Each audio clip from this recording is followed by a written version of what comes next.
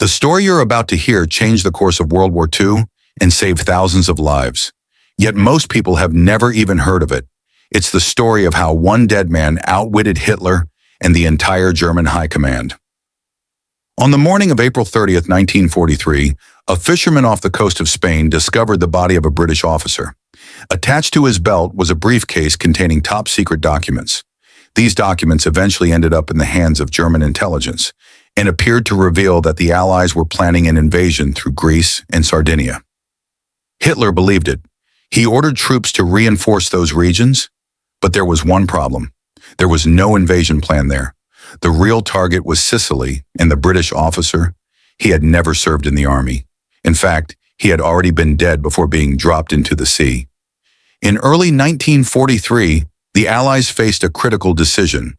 After victories in North Africa, the time had come to strike Europe.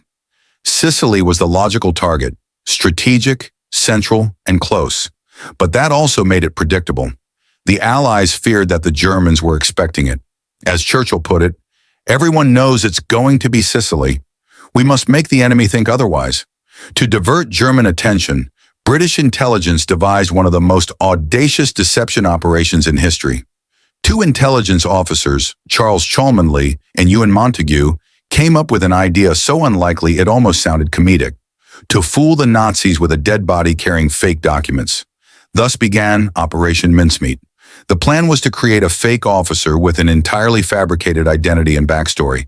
His body would wash up in a location where it was almost certain German agents would retrieve him and the documents he carried. To find a suitable body, the team searched morgues across Britain and eventually settled on a homeless man named Glinder Michael, who had died from ingesting rat poison. Doctors ensured the body appeared as though he had drowned. They created a full persona for him, Major William Martin of the Royal Marines.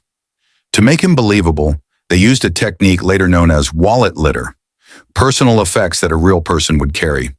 This included a photograph of a fictional fiancé, theater ticket stubs, love letters, receipts, and keys. The crown jewel of the deception was a fake letter outlining Allied military plans, supposedly written by a high-ranking general.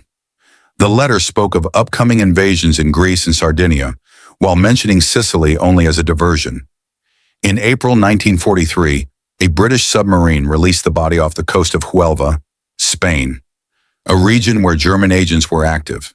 The Spanish authorities recovered the body and, under pressure from the Germans, allowed intelligence agents to examine the documents. The information was quickly passed to Berlin, and it worked. Hitler was convinced by the forged intelligence. He diverted significant German forces to Greece and Sardinia. As a result, when the Allies invaded Sicily on July 10, 1943, they encountered far less resistance than expected. The invasion was a success. It led to the fall of Mussolini and opened the path for the Allies into mainland Europe. Historians estimate that the deception saved tens of thousands of lives. It also influenced Hitler's thinking a year later, when he believed that the D-Day landings in Normandy were a diversion, again delaying the German response.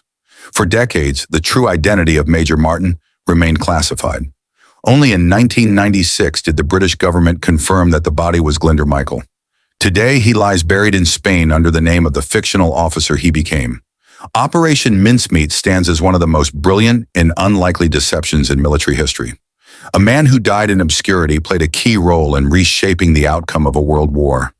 Sometimes it's not soldiers or battles that change history, but secrets, lies, and a name written on a piece of paper.